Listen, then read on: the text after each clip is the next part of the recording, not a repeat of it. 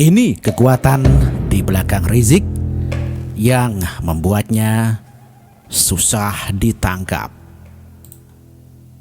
Mungkin kita mengira bukan persoalan yang sulit untuk menangkap Rizik. Rizik jelas posisinya di Arab, kasusnya pun jelas. Rizik telah ditetapkan sebagai tersangka. Kelihatannya tidak akan sulit untuk polisi menangkap Rizik. Namun saya mempunyai analisis yang lain. Polisi memang terlihat seperti sulit menangkap Rizik.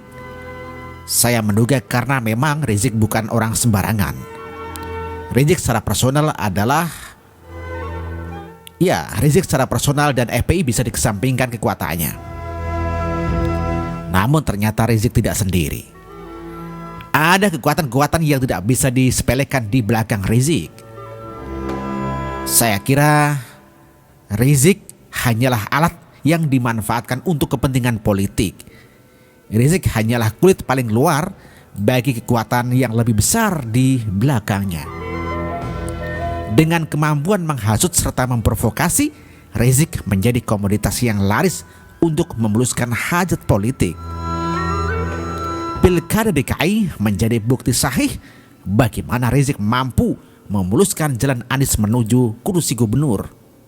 Orang-orang yang menginginkan Ahok terjegal tiba-tiba menjadi religius dan bergabung dengan Rizik. Padahal sebelum ada Pilkada DKI, mereka mungkin adalah kelompok yang benci dengan tindakan FPI. Tapi demi kepentingan politik, lawan bisa jadi kawan dan kawan bisa jadi lawan. Kekuatan Rizik memang tidak seberapa, tapi di belakang Rizik ada kekuatan yang tidak bisa disepelekan. Siapa kekuatan di balik Rizik?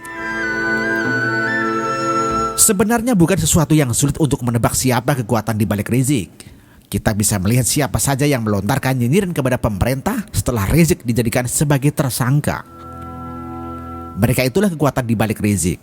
Mereka mungkin akan menggunakan dalih kemanusiaan untuk membela Rizik. Kaburnya Rizik ke Arab Saudi ternyata mampu menarik para tokoh-tokoh politik di Indonesia.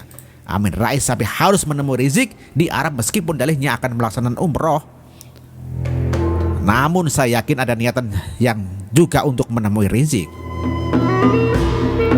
Tidak hanya Amin Rais, Rizik pun mampu membuat politikus PKS menemuinya di Arab Saudi.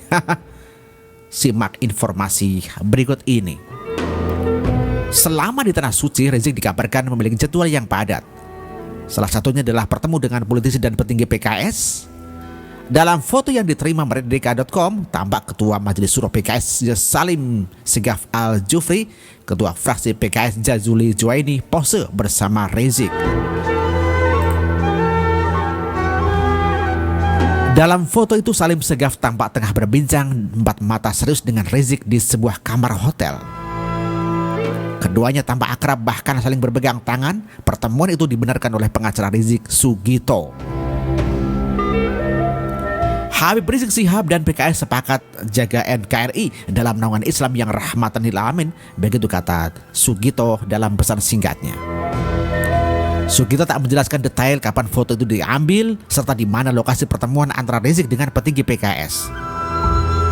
Pertemuan itu mengundang respon dari PKS. Salah satunya adalah Ketua Majelis Syuro PKS Hidayat Nur Wahid. Politisi PKS yang bertemu Rizik itu dikabarkan sedang melakukan perjalanan umroh di bulan Ramadan. Perjalanan umroh itu diwakili juga. Perjalanan umroh itu juga diikuti oleh Sekretaris Fraksi PKS Sukamta. Menurut Hidayat, pertemuan petinggi PKS dengan Rizik hanya sebuah kebetulan.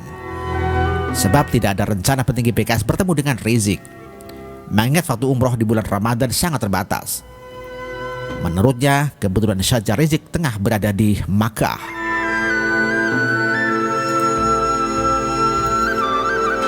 Kalau mereka kebetulan ketemu itu satu hal yang tidak bisa dihindarkan. Dalam artian Makkah enggak terlalu besar. Kalau orang tawaf pun kita kan bisa bertemu dengan siapapun. Kami tidak mendapat informasi kalau mereka akan bertemu Rizik dan sebagainya. Demikian kata Hidayat Nur Wahid. Dia kembali menegaskan pertemuan tersebut tidak secara sengaja dilakukan. Bisa saja karena mereka berada di hotel yang sama, sebab semua kemungkinan bisa terjadi karena mereka sama-sama tengah menjalankan ibadah umroh. Ya mungkin juga kebetulan mereka satu hotel, karena memang kondisi semacam itu bisa terjadi. Demikian kata Hidayat.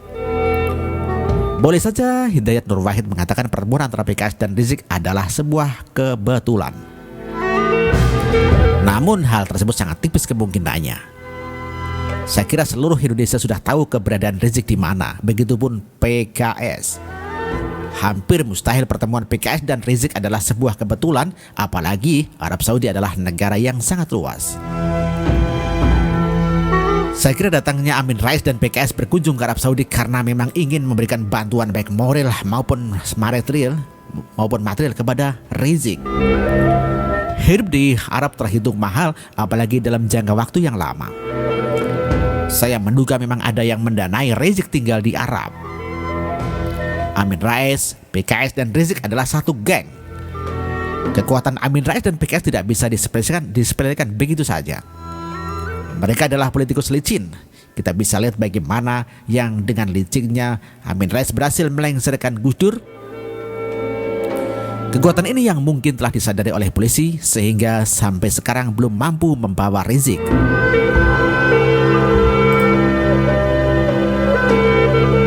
Saya menduga memang ada yang membantu urusan Rizik di Arab Saudi sehingga sampai sekarang Rizik masih bergerak bebas di Arab. Terlebih terdengar kabar dengan mudahnya Rizik sudah memperpanjang visanya. Saya menduga ada pihak-pihak di balik layar yang ikut andil di dalam proses kaburnya Rizik. Demikian ditulis oleh Saifuddin Ahmad. Terima kasih.